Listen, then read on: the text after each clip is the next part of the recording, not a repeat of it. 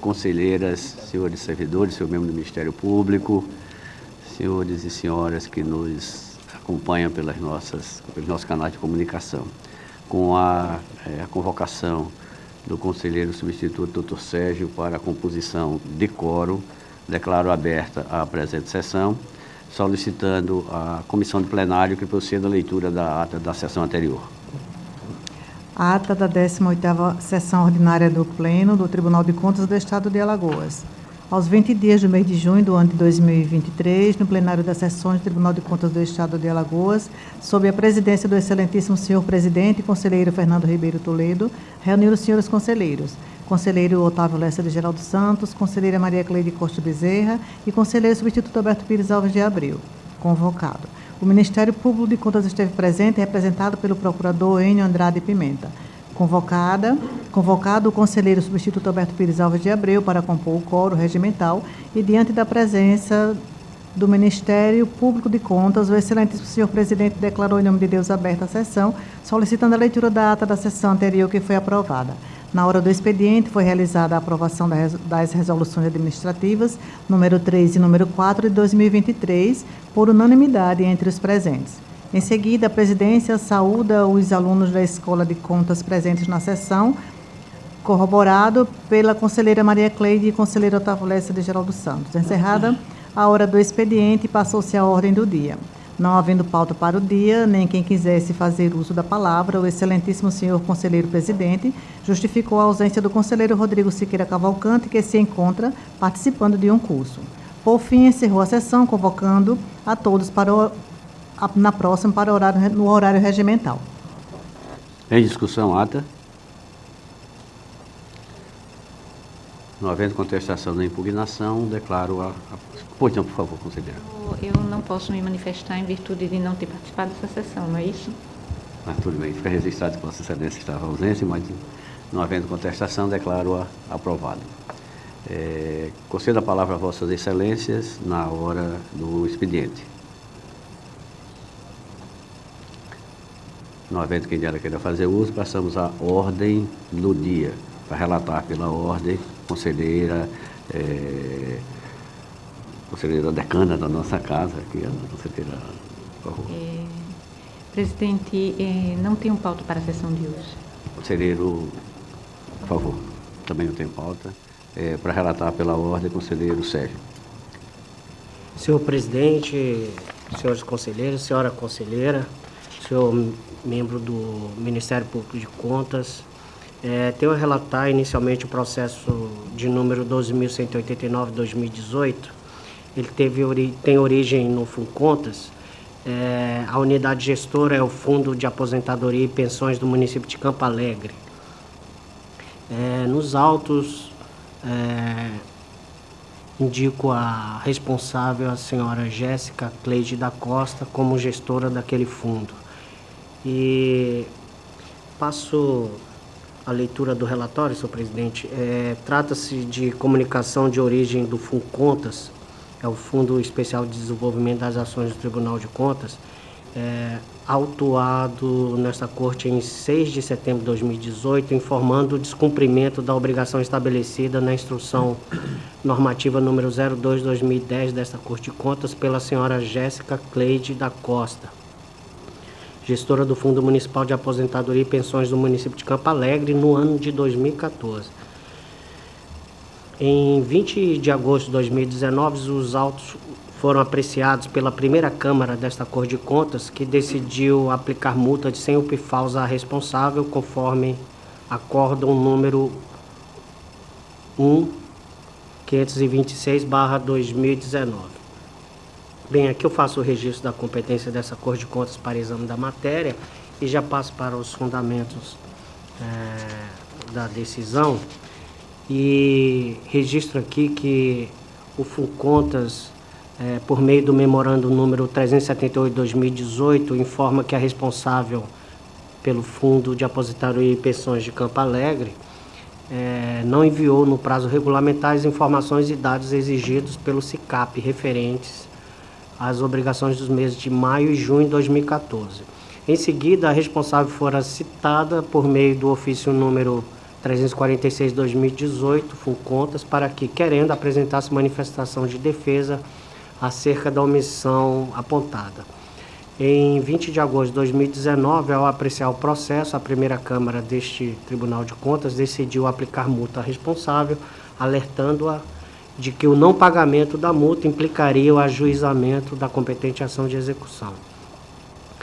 Destaca-se, entretanto, que a citação da responsável fora realizada em desacordo com a regra estabelecida no parágrafo 1º do artigo 200 do Regimento Interno desta Corte de Contas, vigente à época, que determinava que a citação ao responsável deveria ser realizada em mãos próprias, o que não ocorreu no caso sob exame. Como consequência, o acordo exarado nos autos resultantes de ato processual que infringiu o regimento interno deste Corte de Contas deve ser declarado nulo. Verificou-se, por conseguinte, a incidência da prescrição da pretensão punitiva na forma do disposto no parágrafo 1º do artigo 1º da Lei 9.873 de 99, uma vez que o processo permaneceu paralisado por mais de 3 anos, pendente de julgamento ou despacho, conforme já pacificado no âmbito deste TCE. E aí, senhor presidente, já passo para a proposta de decisão, que é no sentido de que este plenário, no uso de suas atribuições constitucionais, legais e regimentais, decida declarar a nulidade daquele acórdão de número 1-1526/2019, reconhecer a incidência da prescrição da pretensão punitiva do Tribunal de Contas, nos termos do artigo 1º, parágrafo 1º da Lei número 9.873 de 99, determinar o afastamento da multa aplicada à senhora Jéssica Cleide da Costa, através do acordo número 1.1526/2019, publicar a presente decisão no Diário Oficial deste Tribunal de Contas e, por fim, arquivar os presentes autos. É como propõe o voto, senhor presidente, senhores conselheiros, senhora conselheira. Ministério Público, por favor. Senhor presidente, o Ministério Público opina também já na linha do entendimento consolidado do próprio Ministério Público do Tribunal, favoravelmente ao reconhecimento da prescrição intercorrente, anulação do débito imposto pelo acórdão vergastado e arquivamento dos autos. Em discussão, o processo relatado pelo doutor Sérgio. Por favor.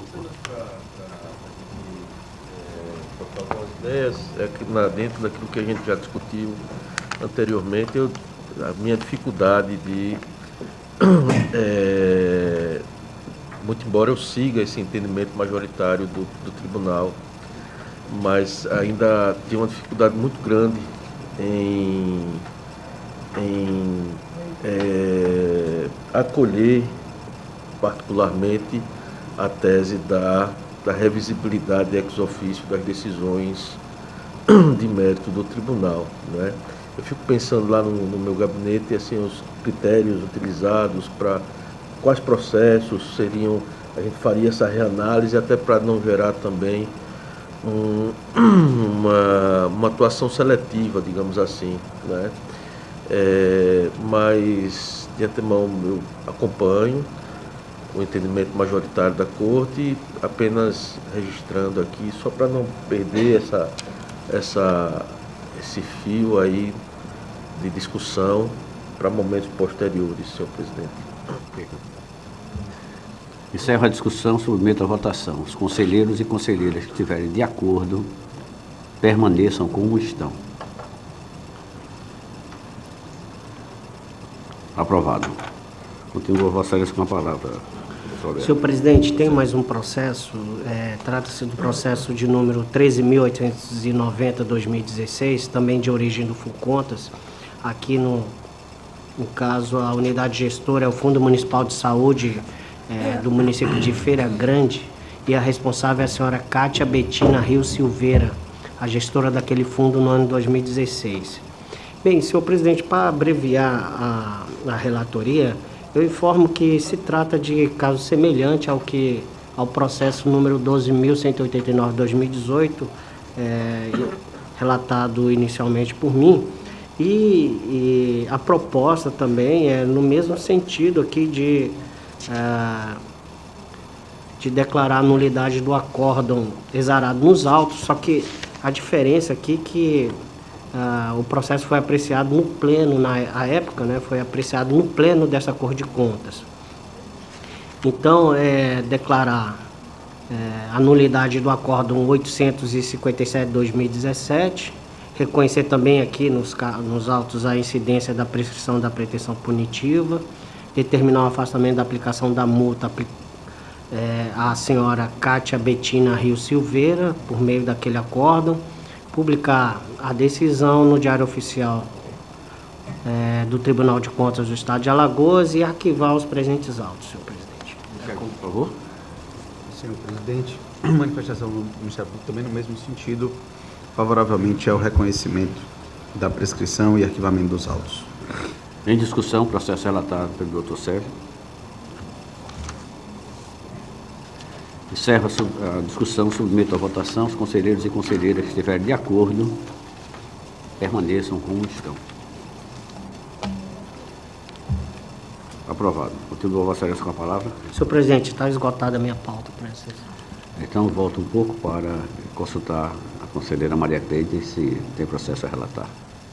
Senhor presidente, eu não tenho processos pautados para o dia de hoje. Muito obrigado. Conselheiro substituto, doutor Alberto. Senhor presidente, sim, pauta para hoje. Portanto, esgotada a pauta, não havendo mais matéria a ser deliberada por esta Corte de Contas, passamos às explicações pessoais. Eu concedo a palavra a Vossas Excelências. Presidente. Conselheira Rosa, por favor. Conselheiro presidente, eminentes pares, venho mais uma vez fazer uso da palavra para cientificá-los de fatos que, no nosso sentir, merecem a atenção de Vossas Excelências, pois dizem respeito à preservação de nossas prerrogativas funcionais.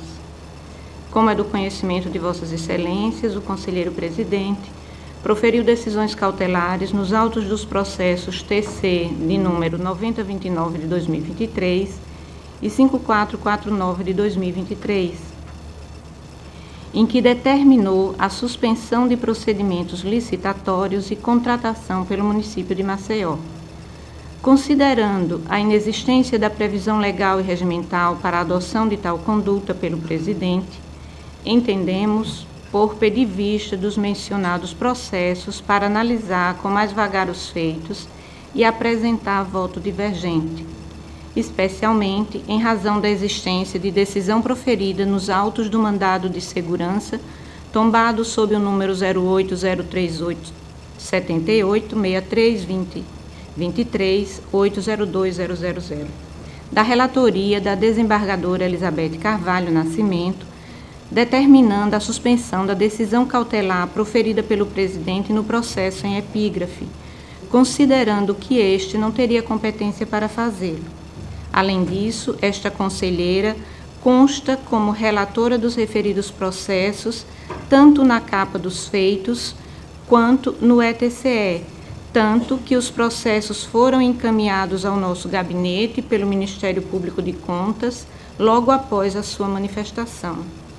Relembro que na data limite para a devolução dos feitos, qual seja 20/6/2023, noticiamos a existência de uma nova decisão da lavra da desembargadora Elizabeth Carvalho Nascimento, desta feita, determinando a suspensão da sessão extraordinária convocada para a referida data, na qual restou consignado que a designação da referida sessão, por si só, implicaria no descumprimento da decisão anteriormente proferida no referido mandado de segurança.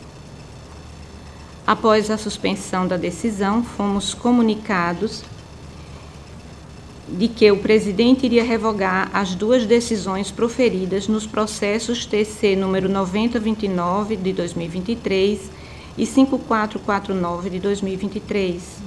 Ocorre que me causou espécie o fato de ter recebido ofício da lavra do diretor de gabinete da presidência, em que este, falando em nome próprio, não de ordem do presidente, estava solicitando a devolução dos referidos processos. Ora, excelências, os referidos processos estão em cota de vista para esta conselheira. e, portanto, deveriam ser devolvidos em sessão devidamente convocada para esta finalidade. Demais disto, com todo respeito, diretor de gabinete não é conselheiro, muito menos o presidente, de modo que não pode solicitar encaminhamento de autos de processos de atividade finalística. Eis aqui mais uma conduta que não encontra sintonia com a ritualística processual, muito menos amparo na legislação de regência. Na data de ontem, tomei ciência da existência dos ofícios de números 385 e 386, ambos datados de 23/6/2023, ou seja, no primeiro dia do recesso, os quais dão conta de que o conselheiro-presidente, de forma prudente e acertada, revogou as decisões cautelares por ele proferidas nos autos dos processos TC de número 9029 de 2023 e 5449 de 2023 e determinou a ciência desta conselheira e a posterior distribuição dos feitos ao relator competente. Firmadas essas premissas, cumpre registrar que Sua Excelência, o Presidente, justificou sua intervenção nos feitos em razão da urgência do caso e, especialmente, em razão da existência de problemas técnicos no novo sistema de distribuição de processos, o que, segundo sua ótica, autorizaria a avocação dos processos para a emissão da decisão cautelar. É digno de nota que não consta dos autos nenhum documento ou certidão da DTI, Diretoria de Tecnologia da Informação, confirmando a alegada existência de problemas no procedimento de distribuição dos feitos. Ora, Excelências, como é disso, quod non est in actis non est in mundo, ou seja, o que não está nos autos não está no mundo. Além disso, como já foi mencionado na nossa fala da sessão extraordinária, ocorrido no dia 30/5/2023, mesmo diante da alegada inoperância do sistema de distribuição de feitos, encontra-se em trâmite em nosso gabinete o processo TC número 9014 de 2023, que trata de representação dando conta da ocorrência de supostas irregularidades perpetradas pela Agência Municipal de Regulação de Serviços Delegados, ACER, o qual foi recebido nesta Corte de Contas no dia 10/5/2023. Ou seja, no mesmo dia do processo em apreço e encaminhada ao nosso gabinete por despacho subscrito pelo presidente. Vê-se, portanto, a existência de questão que merece, ao nosso ver, uma atenção especial deste plenário, que diz respeito à ausência de isonomia no procedimento que vem sendo adotado pelo tribunal, no que concerne à distribuição dos feitos, pois, enquanto já mencionados processos foram avocados pelo presidente ao argumento de que o sistema de distribuição estaria inoperante, tantos outros foram distribuídos para os conselheiros relatores, sabe-se lá de que forma e com base em que critérios, e igualmente sem qualquer certidão da DTI, a Diretoria de Tecnologia da Informação. Diante desse contexto, entendi ser prudente a tramitação de todas as representações que foram distribuídas este ano para nossas relatorias e suscito, nesta oportunidade, questão de ordem, no sentido de requerer que o presidente designe data para a realização de sessão administrativa para a deliberação em plenário de providências que deverão ser tomadas para a correção desta situação, que, a nosso ver, é irregular, estabelecendo critérios claros e transparentes para a distribuição dos feitos e corrigindo eventualmente a distribuição já realizada, se for o caso. Da mesma forma, requeiro que seja fornecida uma relação contendo todas as representações recebidas nesta Corte no ano vigente que tenham procedimento igual, no que pertine à distribuição e tramitação para conhecimento. Por fim, informo que, em atendimento à solicitação do presidente, estarei tramitando os processos para o seu gabinete, assim que terminar esta sessão, para que adote as providências que o caso requer, observando o que vier a ser deliberado pelo plenário. É a nossa fala. Presidente, eu gostaria também de fazer mais um registro, no sentido de que a nossa preocupação é tão somente com o andamento mais correto e íntegro dos atos processuais e administrativos do nosso tribunal, e a nossa preocupação se deu especialmente por todos os motivos que aqui referenciei nesta fala, e enaltecer a atitude de Vossa Excelência no sentido de reconhecer que as cautelares foram dadas de forma equivocada, e registrar que, infelizmente, embora desfeitos os atos, a irregularidade já foi perpetrada, infelizmente.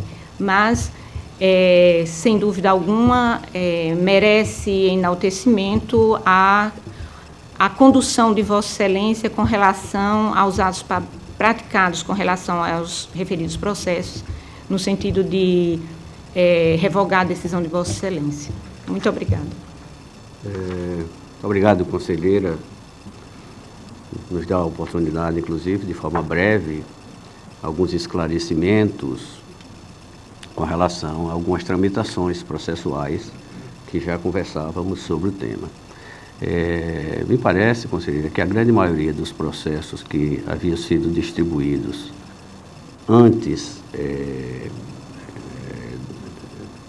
da situação de impossibilidade de distribuição dos processos de 2023, uma vez que, com a modificação da nossa lei orgânica, o sistema ainda não estava adaptado a fazer por sorteio, isso estava havendo uma distribuição dos processos anteriores, de 2022. Tive ainda a oportunidade de saber de que alguns raros processos de 2023 havia sido distribuído por alguma razão que realmente fugiu, me parece que inclusive de alguma falha no próprio protocolo. Nós estamos verificando isso, inclusive é uma oportunidade muito boa, até mesmo para que a gente não perca tempo com a convocação de uma sessão especial para esse ramo, que nós poderemos fazer, inclusive eu gostaria de combinar com Vossa Excelência, para depois nós fazermos essa convocação, mas nós poderíamos já usar a própria corregedoria da casa, que é o órgão competente para tal, para verificar essas distribuições, senhor corregedor, que eventualmente aconteceram de forma equivocada, até para saber as razões de tê-lo feito e se há algum dolo nesta distribuição, porque se não havia um sistema para fazer essa distribuição, se foi feito, foi ferindo naturalmente alguns princípios e regras que ainda não estavam estabelecidas. Então eu peço até à corregedoria, que é até de ofício em mesa, para que faça isso. Para a corregedoria, para que a gente possa abrir um procedimento com a finalidade de haver. Ok. Completar também meu raciocínio, conselheiro, aqui, as decisões cautelares que nós revogamos, não foi, em hipótese alguma, por ter sido um procedimento errado. Foi um procedimento que guarda a sua justificativa pelo sistema do Tribunal de Contas da União, uma vez que o nosso regimento ainda não está pronto. Nós temos uma lei que não determina a forma de atuação. Havia uma urgência em uma demanda do tribunal que nós não tínhamos como distribuí-la. porque o sistema não permitia ainda a distribuição.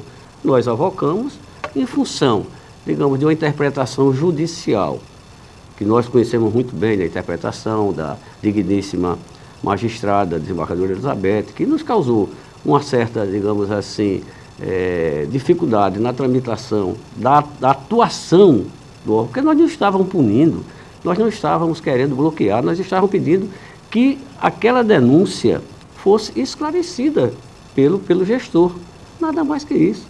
Não tínhamos intenção de atrapalhar, de interferir numa atuação que é uma atuação da prefeitura, do gestor, de fazer uma festa, de fazer uma aquisição, de fazer uma licitação. O que o tribunal atua é quando há uma denúncia para que o gestor se explique nos autos, puramente. Não tínhamos intenção pessoal e nem teremos nunca parcialidade com relação a qualquer tipo de atuação. Como há essa, digamos, esse fato novo com relação à atuação da Justiça na atuação do Tribunal de Contas, nós achamos por bem, para dar até celeridade, que o que nós queremos é a celeridade na apuração dos fatos, cancelar a nossa decisão e encaminhar, como já temos hoje a possibilidade de fazer, encaminhar o processo para um novo relator, as justificativas que levou ao jurisdicionado e a própria ação da Justiça de atuação, como era uma competência da presidência, que de fato não é. Nós fizemos isso de forma para dar celeridade ao processo, revogamos a nossa decisão para que o processo vá para o sorteio e encontre nesse sorteio o relator que vai tomar qualquer decisão sobre ele. De forma que, com essas explicações breves e rápidas, o mais importante que vejo dessa minha intervenção é a solicitação da Corregedoria para dirimir qualquer ato de servidor, de sistema, de gabinete que tenha tomado qualquer iniciativa que não seja guardada por uma decisão, por uma ação da lei ou do regimento, nós possamos encontrar quem promoveu e, de alguma forma, se há dolo e se há apenas um equívoco sanável. Portanto, solicito, e vou fazer isso por ofício, senhor corregedor, para que essas ações sejam esclarecidas e todo esse pleno tenha a informação de como poderemos proceder.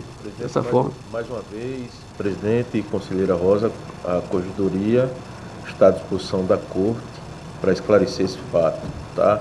De antemão, eu lembro que na condição não de corregedor, mas de relator, nós recebemos ao longo do início de 2023 alguns processos de 2023 referentes a fatos de 2022, que nos foram encaminhados por distribuição, com base numa interpretação que existia na época a respeito do ato presidencial que determinava a distribuição dos processos novos e acabava com os grupos regionais. Isso foi um motivo no nosso gabinete de algum diálogo com a assessoria da presidência, com a finalidade de identificar realmente qual seria o procedimento mais correto. De antemão, eu particularmente não vejo ter ocorrido nesses equívocos iniciais qualquer intuito de causar prejuízo, qualquer intuito de descumprir a legalidade.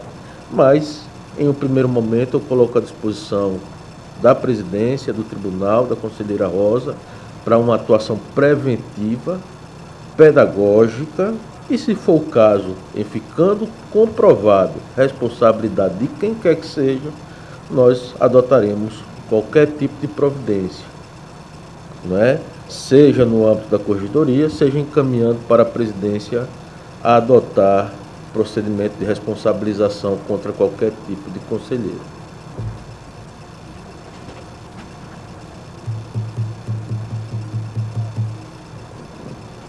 Pois não, conselheira. Presidente, respeitando o entendimento de Vossas Excelências, eu reitero a minha o meu posicionamento no sentido de que nada justifica o atropelo ao devido processo legal, visto que isto nos garante o nosso pleno Estado democrático de direito. E é nosso dever soberano sobre qualquer de nossas atividades guardarmos este princípio, o princípio do devido processo legal, o devido contraditório e não estou aqui a afirmar que houve dolo. No entanto, é impossível não, porque os fatos estão muito claros e transparentes no sentido de que houve sim uma quebra do devido processo, um atropelo que, ao nosso ver, ainda não está devidamente justificado, exatamente por tudo aquilo que eu já mencionei no processo, na minha fala.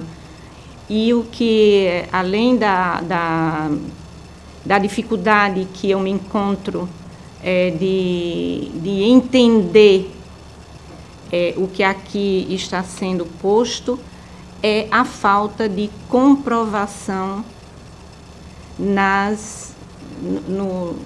nos autos processuais. E eu não posso, sob nenhuma hipótese, deixar de... do que aconteceu, da inoperância... Outro fato para a apuração da corregedoria, né? Da inoperância do sistema.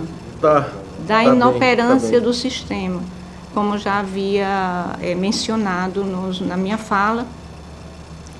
E a veemência das minhas considerações e que eu tento demonstrar, tenho absoluta certeza que é absolutamente compreensível pelos demais colegas, pelos meus demais pares, em virtude de que restou evidenciado na capa de um processo a minha relatoria. Restou evidenciado ao encaminhamento dos autos pelo Ministério Público a minha relatoria. E, em virtude de tudo o que demais se desencadeou daquilo ali adiante, nos fez tomar a posição que nós estamos tendo, visto que a minha atuação, a minha competência está acima do meu... a minha função requer que eu lute e defenda, não estou com isso atribuindo culpa específica, mas estou defendendo a correta aplicação da lei, a correta aplicação dos nossos normativos e o respeito às nossas prerrogativas, as prerrogativas do conselheiro, as prerrogativas de competência especialmente e a segurança jurídica que não está afeita apenas a mim, mas especialmente aos nossos jurisdicionados. Eles precisam ter como garantia a observância do devido processo, que é o que nos torna aptos e as nossas competências, as nossas determinações, as nossas sanções, desde que elas estejam consubstanciadas no princípio maior que está inserido na nossa Constituição.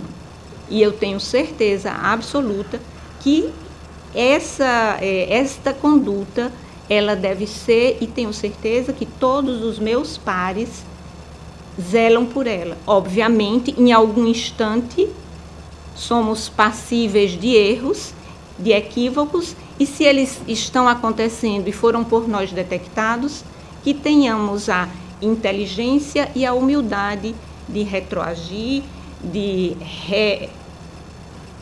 fazer, voltando atrás, fazer acontecer da forma correta. Eu precisava fazer esse registro, em virtude de que o processo agora já não terá mais o trâmite que deveria, porque, na realidade, eu não estou trazendo o processo como deveria em sessão, deveria haver uma sessão extraordinária, porque o processo tramitou de forma extraordinária, mas em virtude das decisões e como o processo está interrompido, não terei mais como haver a minha manifestação da forma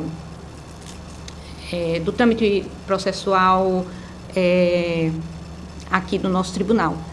E eu necessitei desse tempo, desse momento, para que fique muito claro e evidenciado a nossa forma de nos conduzir, com a vênia do entendimento diferente de todos os meus colegas, de todos os meus pares, reafirmar e pedir a redatora da ata que faça consignar ipsilítere todo o nosso posicionamento. Muito obrigada, presidente. Obrigado, conselheira. Isso, naturalmente, reforça só o que é o entendimento de todos nós, que estejamos da forma correta, da forma ordeira, da forma regimental e da forma legal das nossas atuações. Vossa Excelência, com certeza, nas suas palavras, reforça tudo isso que esse tribunal busca. Muito obrigado, conselheira. Muito obrigado. Não havendo mais...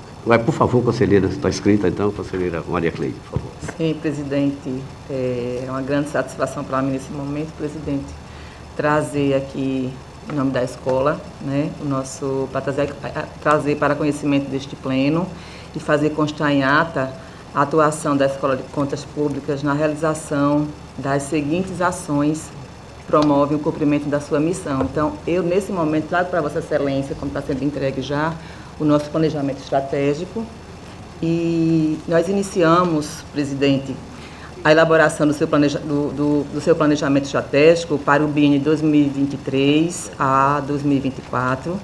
Após longo trabalho em equipe, este planejamento foi consolidado em 56 ações, que converge com a efetivação do seu desempenho e na promoção do desenvolvimento de capacitações e soluções de aprimoramento de serviços jurisdicionados e cidadãos, fazendo-se cumprir o nosso propósito enquanto missão e atuação. Então, para mim, presidente, é um grande prazer, uma grande honra estar aqui com esse planejamento e vamos colocar em prática, né? Quero agradecer de imediato aos meus colaboradores da escola que estão aqui presentes pelo trabalho desempenhado, que foi um planejamento que nós fizemos a várias mãos, né, atuando. Estamos à frente com o diretor técnico aqui, o Dr. Perrônio, também tem uma atuação importante na escola.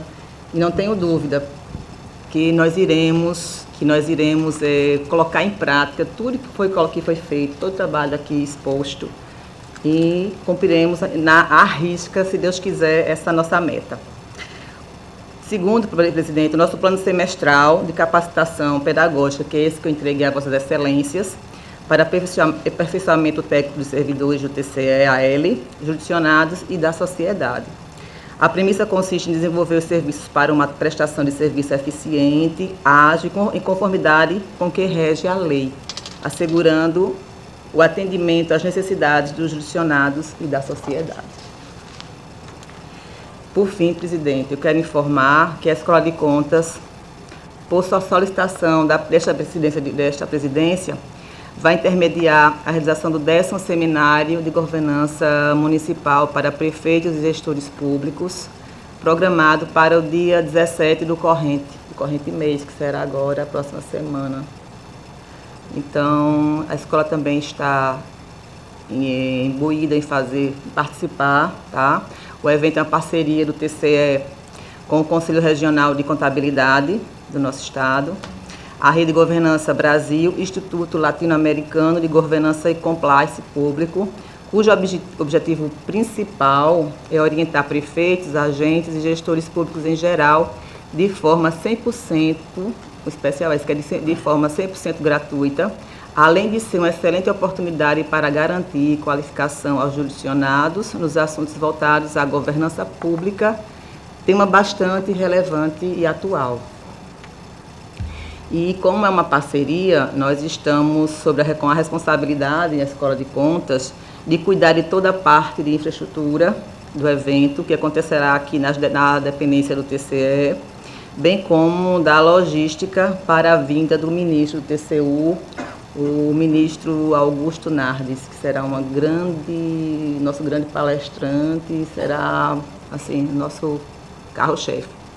Desde já, informamos que solicitaremos o apoio de outros setores, que já são parceiros da escola, como a coordenação de comunicação, a diretoria de informática, a diretoria geral, a assessoria militar, o cerimonial e o gabinete desta presidência, para que o evento aconteça da melhor forma possível.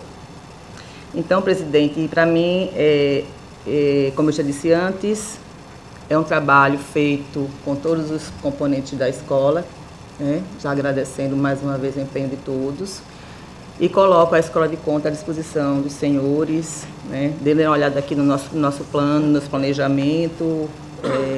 Estamos abertos a ideias, né? Que será de grande importância a participação de todos. E reforçando a participação nesse dia 17, né, do nosso encontro aqui no tribunal. Desde já agradeço, presidente, a atenção de todos. Obrigado, conselheira. É um trabalho que tem sido feito pela Escola de Contas. Eu gostaria também de parabenizar a coordenação geral de Vossa Excelência nesse trabalho que vem sendo realizado pela Escola de Contas, estendendo naturalmente a todos que lhe assessoram nessa jornada, que tem sido feito um grande trabalho. Parabéns a toda a Escola de Contas, e com certeza vamos ter esse encontro que será realizado no próximo dia 17, nasceu de uma proposta que veio à presidência, que nós em Continente chamamos a diretoria da Escola de Contas para coordená-lo, e tem sido feito de forma eficiente e com muita competência. Parabéns a todos, e com certeza faremos um grande encontro no dia 17. Eu agradeço, presidente.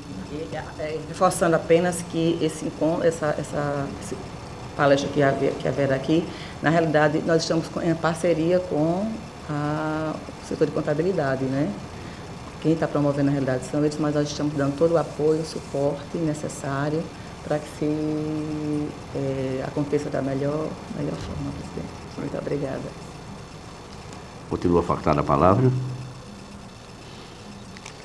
Bom, não tendo mais nada queira fazer uso, convoco os senhores conselheiros e senhoras conselheiras para a próxima em horário de regimento. Sim, eu gostaria inclusive de justificar que na próxima semana eu estarei ausente numa viagem de cunho pessoal, mas que deve acontecer a nossa sessão plenária normalmente, inclusive com a participação do vice-presidente, que já confirmou que ele está ausente nesta aqui, também uma viagem particular, mas na próxima semana me substituindo aqui na presidência. Muito obrigado a todos, uma boa semana de trabalho.